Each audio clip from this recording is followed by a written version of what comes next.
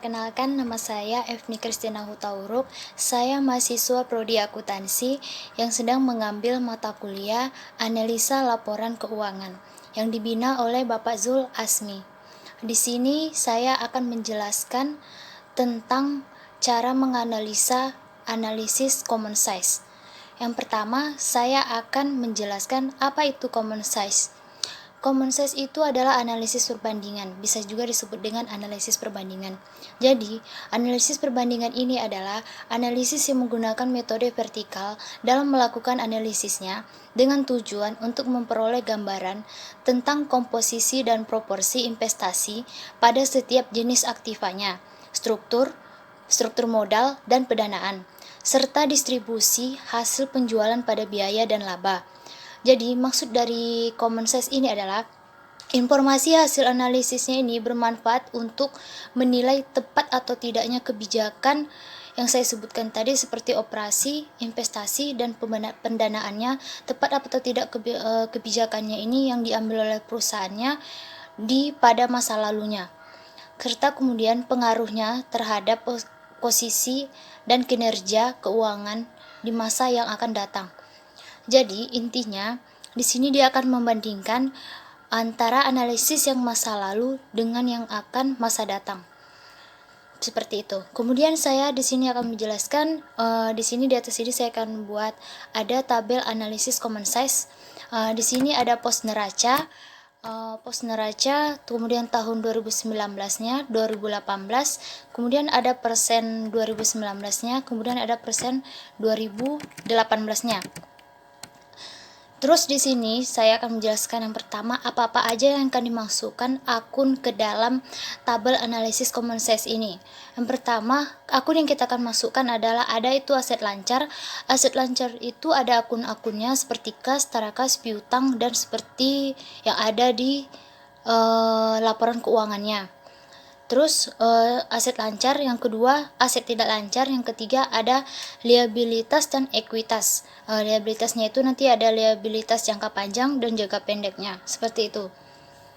Kemudian di sini ada di tabel ini ada tahun 2019 dan 2018. Kenapa? Karena saya mengambil perusahaan ini di tahun 2018 sampai 2019. Kenapa seperti itu saya mengambil 2 tahun? Karena kan tadi sesuai dengan pengertiannya bahwa dia akan menganalisa yang di masa lalu dan yang dia akan masa datang. Kemudian di sini ada kas, tarakas, dan piutang usahanya. Di sini ada pada tahun 2019 kas dan setara kasnya itu Rp386.751. Kemudian pada tahun 2018-nya ada Rp376.606. Kemudian dari mana dapat persenan tahun 2019 ini? Caranya adalah yang pertama, total asetnya itu total aset dari aset lancar dan aset tidak lancar dibagi kepada setiap akunnya pada tahun 2019-nya, kemudian dikali 100%. Jadi yang pertama, kalau kita mencari tahun 2019 berarti kita harus menjumlahkan di tahun 2019 juga dan mengkalikan di tahun 2019 juga. Kemudian dari mana hasil dari 1,98%-nya ini? 1,98%-nya ini seperti yang saya sebutkan tadi rumusnya. Di situ kan ada total aset pada tahun 2019. Total aset 2019-nya di sini 19.567.498 rupiah. Itu total asetnya. Jadi 19.567.498 rupiah ini dibagikan dengan setiap akunnya. Setiap akunnya itu adalah kas dan setara kas pada tahun 2019-nya, yaitu 386.751. Kemudian dikalikan 100%, dapatlah hasilnya 1,98%. Nah, kemudian kita akan mencari persen dari tahun 2018-nya. Caranya juga sama seperti mencari tahun 2019, yaitu Total aset pada tahun 2018 dibagi kepada setiap akun di tahun 2018, kemudian dikali 100%. Di sini total aset dari tahun 2018-nya adalah Rp18.667.187 dibagi kas dan setara kasnya di tahun 2018-nya Rp336.606. Kemudian dikali 100%, dapatlah hasilnya 1,80%. Sama caranya seperti mencari tahun 2019.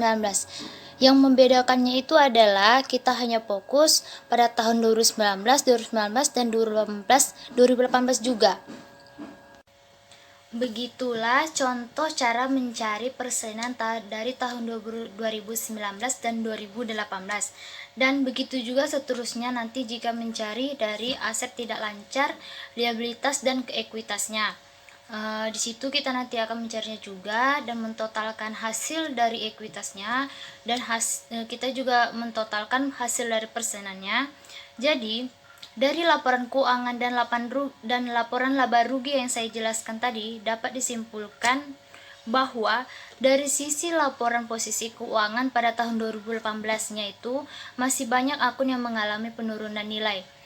Hal itu mengindikasikan adanya kemungkinan kesulitan perusahaan dalam melakukan penjualan barang dagangan. Kenapa saya bisa tahu? Karena kan saya sudah mencari dari persenannya tadi. Jadi dari situ saya menganalisa dari laporan keuangannya itu bahwa dalam masih banyak dari tahun 2018-nya itu mengalami penurunan nilai.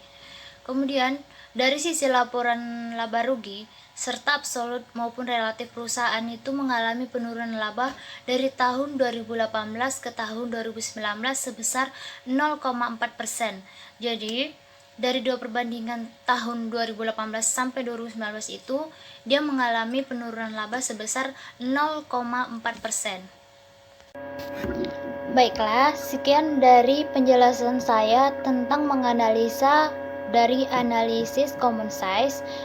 Bila ada kata yang salah atau penjelasan yang kurang, saya mohon maaf. Sekian dan terima kasih.